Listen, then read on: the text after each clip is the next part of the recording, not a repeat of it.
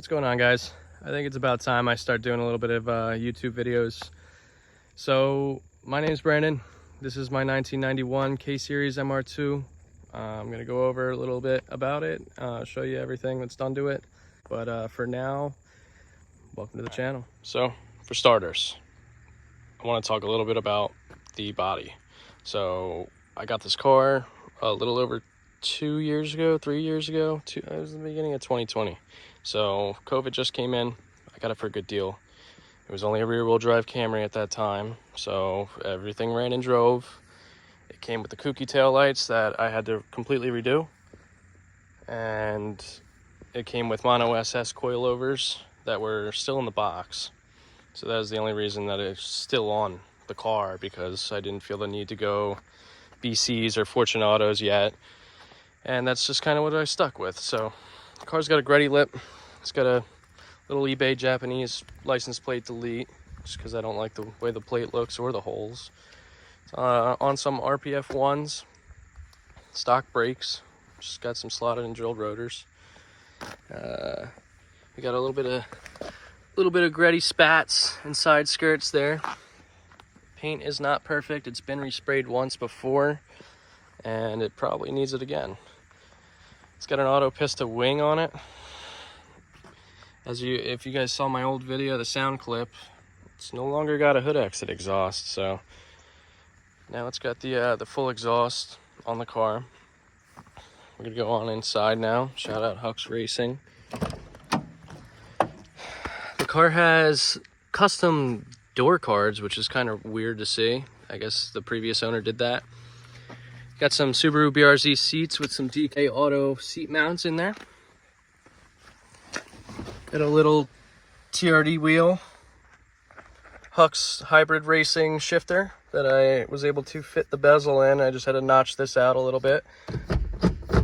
Nice and short, feels great. I love this shifter. I have, full radio. I still have the HVAC stuff in there, even though none of that works.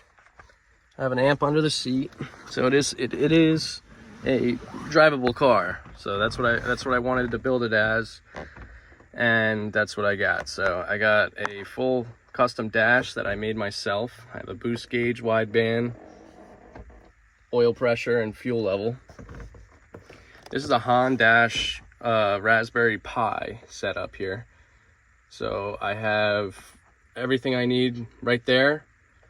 I also have an odometer, and that is the real K-Swap miles there, 13,569 miles, and that is without tuning it, because I do need to unplug the dash to plug in the computer. So 14,000 miles, give or take, because I do street tune the car.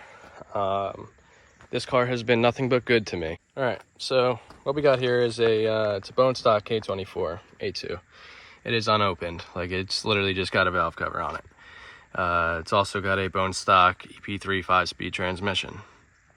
It has a competition stage 4 6-puck clutch. On the intake, we got a Skunk 2 Pro intake with kind of like a cheap eBay K-Series fuel rail that works perfectly fine. So if you guys need to save a little bit of money, do that.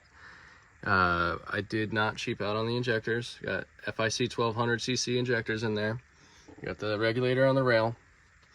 I made this plate here because I did not like the way it looked with that all open. It was red. I ended up POR 15 the entire engine bay, which I'm not sure how I really feel about it. I like it how it's nice and shiny, but at the same time I kind of wish it was just bright red. So I kind of just heat wrapped all the intercooler piping. It's got a Pulsar GTX 3582R on there. It's water cooled. I definitely recommend water cooling your ball bearing turbos, because I had a VSR 6262 on there that lasted about 11,000 miles and then kind of took a dump on me. So it just started really smoking. It still made boost, but I don't like that smoking stuff. So got a cheap blow off valve on here, VSR. Dual VSR 44mm gates. It's got a black market fab turbo manifold. It's got a Skunk, or Skunk 2 throttle body, 70 mil, I believe. So I mean, the car makes about a little under 10 pounds of boost right now on E85, and that's just because I am so sick of breaking it.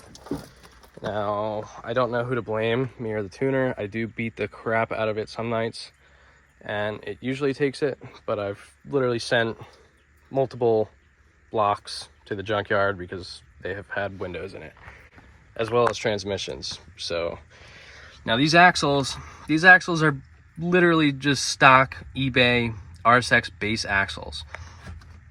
I have a custom 3-inch downpipe all the way out, all the way down to the back, heat wrapped to here. If anyone is watching this video and you're planning to do something like this to your MR2, I recommend do not go air to air. Do not go air to air. I mean, the intercooler is a 3-inch Mishimoto. It's a good brand. It's got some good fans on it, and IATs are about 30 degrees over ambient, and there's nothing I can really do about it. I've tried flaps, I've tried ducts, nothing seems to work. I would just go straight to air to water, never think about it again. And that's my advice to anyone that wants to do this. Anything else that I can recommend, try not to cheap out on a hood exit. You end up cutting your deck lid, then you can't find one for a decent price anywhere once you realize that was kind of immature and you could just reroute and pay the extra money for a full downpipe. Other than that, I can't really tell anyone how to build your car, but I will say that this is one of the best platforms to do a K-Series in. This car is so fun. It looks absolutely awesome. I'm gonna go for a little drive here, show you guys the drivability and the noises it makes, and yeah, so.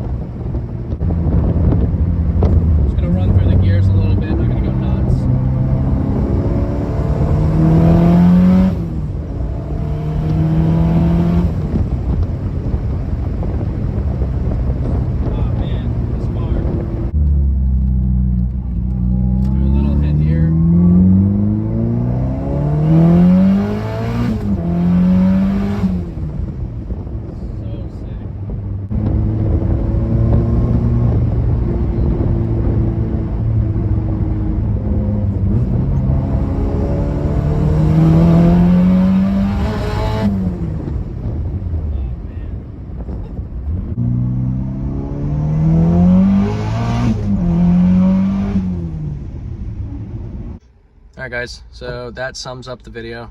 This is my MR2. If you guys like what you see, if you like the car, like the content, please like it, subscribe. I'm going to be making some more videos definitely in the future, the plans, stuff like that. Yeah, so if you can comment what you'd like to see or what I could do better with, please, I'll definitely be looking at that. So catch you next time, alright?